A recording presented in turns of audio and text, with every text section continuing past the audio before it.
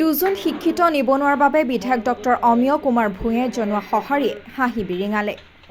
লখিমপুৰ জিলাৰ তৰাজুলি টিপলিং কচুৱাত আজি দুজন শিক্ষিত যুৱকে মুকলি কৰিলে এখন টিম্বাৰ ডিপো। লখিমপুৰ জিলা ছাত্ৰ সন্থাৰ উপসভাপতি অৰবিন্দ হাজৰিকা আৰু প্ৰাক্তন ছাত্ৰ নেতা ৰূপুল বৰুৱাই RRTD নামেৰে এটা কাঠৰ টিম্বাৰ ডিপো মুকলি কৰে।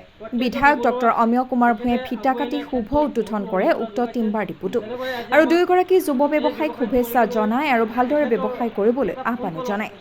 উল্লেখযোগ্য যে বহু দিনৰ পৰা ছাত্ৰ নেতা দুজনে এটা কাঠৰ ডিপো মুকলি কৰিবলৈ মঞ্চস্থ কৰি বন কাৰ্যালয়লৈ 2 বছৰ অধিক কাল অহা যোৱা কৰিছিল যদিও কাম দিয়া নাছিল আৰু তেওঁলোক দুয়োৱে এই আশা বাদ দিছিল। কিন্তু বিধায়ক ডক্টৰ অমিয় কুমাৰ ভূঞে কথাটো জানিব পাৰি একেদিনাই তেওঁলোকৰ কাম কৰি দিলে আৰু আজি তাৰে ফলত এইদৰে কাঠৰ ডিপোটো মুকলি কৰিবলৈ সক্ষম হয়।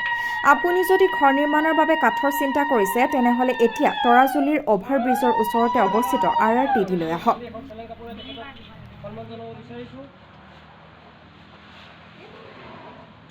ইয়াৰ পাছতে আমি তেখেতক আজি এই টিম্বাৰ ডিপোৰ উদ্বোধনী কাৰ্যসূচীত ফিটা কাটিবৰ কাৰণে আমি সহযোগিতা আগবঢ়াবৰ কাৰণে আমি সকলো ৰাইজক অনুৰোধ জনাইছোঁ।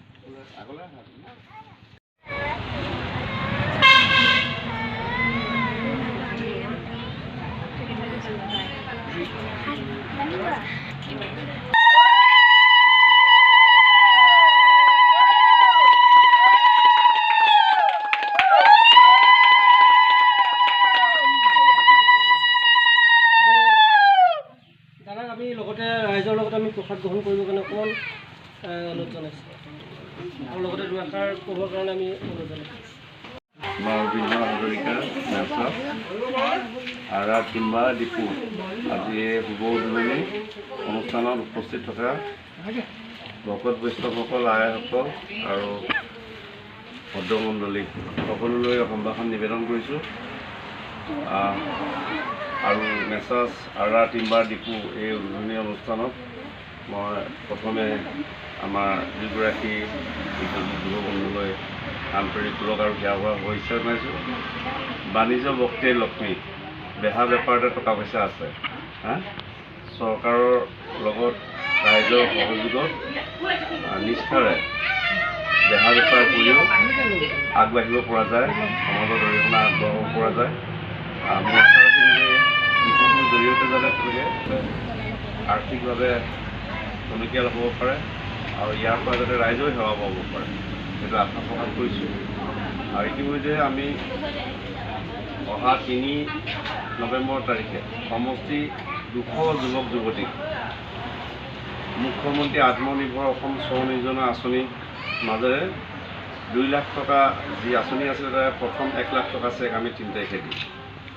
আৰু একেখন আঁচনি সেই মাহতে আকৌ বিজ্ঞাপন আহিছে যাতে ইচ্ছুক যিসকল আমাৰ উদ্যোগী যুৱক যুৱতী আছে, যাৰ বয়স 28 বছৰ পৰা 42 বছৰ, তেওঁলোকে আবেদন কৰিলে তেওঁলোককো আমি এই ধৰণে এই যাত্ৰাত বেহা বেপাৰে হওক বা কৰ্মসংস্থাপন যাত্ৰাত আমি সহযোগ আগবঢ়াবৰ কাৰণে আঁচনি আছে, সকলোকে আগবাঢ়ি আহিবৰ কাৰণে অনুৰোধ জনাইছোঁ। আৰু মহিলাসকলো আগবাঢ়ি আহিব লাগে। মহিলাসকলৰ ওপৰতে এতিয়া প্ৰত্যেক আন্দোলন গঢ়িবৰ বাবে যিটো মুখ্যমন্ত্ৰী উদ্যমিতা আঁচনি, সেই আঁচনিৰ তালিকা নৱেম্বৰ মাহত প্ৰকাশ পাব। আৰু আমাৰ সমষ্টিৰ প্ৰায় 28,000 মহিলাই ইয়াৰ পৰা উপকৃত হ'ব। 28,000 মহিলাই সকলো আমি উপাৰ্জন কৰিব পাৰিম আৰু উপাৰ্জন হ'লেহে ঘৰখন টনকিয়াল হ'ব, ঠাইখন শক্তিশালী হ'ব। আমাৰ চৰকাৰে এই ধৰণে আমি বিশ্বাস কৰোঁ যাতে BPR যাতে গাঁৱে ভূঞে ঘৰে ঘৰে যাতে সকলো আত্মনিৰ্ভৰ BPR যাতে আমি কৰিব পাৰোঁ, কাৰো মুখলৈ নোচোৱাকৈ যাতে আমি উপাৰ্জন কৰিব পাৰোঁ, এইটো আশা প্ৰকাশ কৰিছোঁ। আৰু দীঘলীয়া কথা নকওঁ আৰু আপোনালোক নাই আজি দুজনী